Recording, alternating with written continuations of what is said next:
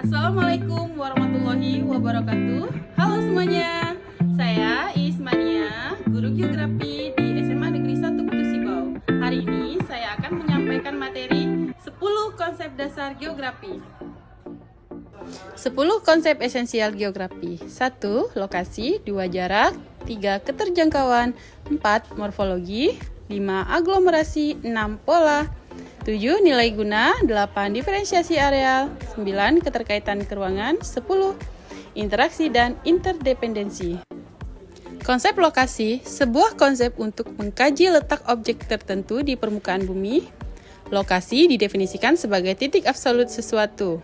Sebagai contoh, negara Indonesia yang terletak di 6 derajat lintang utara sampai dengan 11 derajat lintang selatan dan 95 derajat bujur timur sampai 141 derajat bujur timur. Bukan hanya negara yang dapat dijadikan objek, bisa gunung, sungai, danau, atau lainnya. Konsep jarak. Konsep ini sebenarnya masih berkaitan dengan lokasi, namun dinyatakan melalui nominal ukuran garis lurus ke lokasi lainnya, serta bisa diukur dengan menggunakan peta. Dengan kata lain, seberapa jauh lokasi satu dengan lokasi lainnya yang dihitung menggunakan nominal melalui peta. Contohnya, jarak Jakarta ke Surabaya. Konsep keterjangkauan. Pada konsep ini, ada sebuah hubungan antara kondisi suatu wilayah atau titik di permukaan bumi dengan sarana transportasi untuk menuju ke sana. Contoh, konsep keterjangkauan, hutan yang tidak bisa diakses oleh mobil sehingga orang yang ingin ke sana harus berjalan kaki untuk bisa menjangkaunya. Konsep morfologi, dari kata morfo yang merupakan bentuk.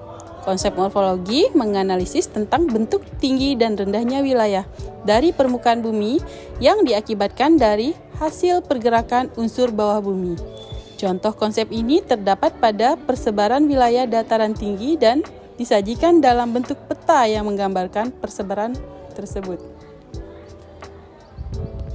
Konsep aglomerasi. Konsep ini mengenalkan sebuah persebaran penduduk dan sifatnya menganalisis suatu kelompok pada sebuah wilayah kecil.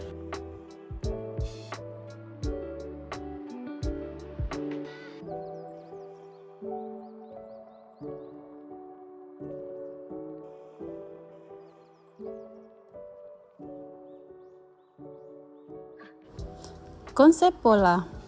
Melalui konsep ini, pelajaran mengenai bentuk, susunan, serta fenomena persebaran seluruh aspek di atas muka bumi akan dikaji. Kajian tentang konsep pola ini berhubungan dengan apa yang terjadi di atas permukaan bumi melalui siklus tertentu. Misalnya, air yang selalu berputar melalui hujan dan menjadi air kembali serta pulang ke sungai menuju laut. Nilai guna. Konsep ini menekankan sebuah keuntungan yang dapat dimiliki oleh masyarakat pada suatu wilayah.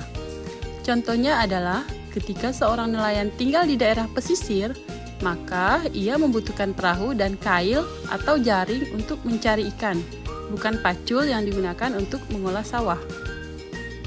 Diferensiasi areal. Diferensiasi areal menggambarkan perbedaan antara area atau wilayah yang satu dengan lainnya. Contoh konsep ini dapat dilihat dari masyarakat yang tinggal di pesisir dan pegunungan. Warga pesisir bekerja sebagai nelayan, sedangkan warga pegunungan biasanya bekerja di kebun atau ladang. Konsep interaksi dan interdependensi. Interaksi dan interdependensi ini akan menjelaskan kegiatan sebab akibat serta saling mempengaruhi antar objek, baik itu manusia maupun fenomena lainnya di atas bumi. Contoh kasus, penebangan pohon secara liar yang bisa mengakibatkan tanah longsor. Sekian materi kita pada hari ini. Saya akhiri. Assalamualaikum warahmatullahi wabarakatuh.